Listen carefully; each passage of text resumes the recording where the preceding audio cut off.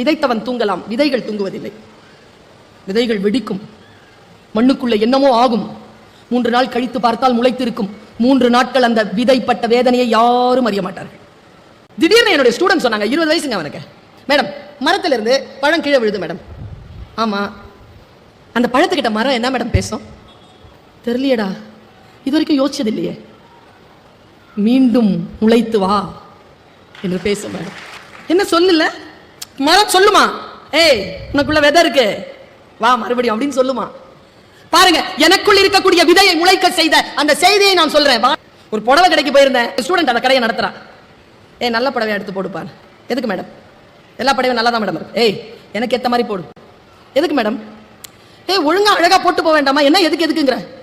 உங்களை யார் மேடம் பாக்குறா? உங்க பேச்சை தானே மேடம் கேட்கறாங்க, எது வேணாலும் போடுங்க மேடம். சூப்பர்ல.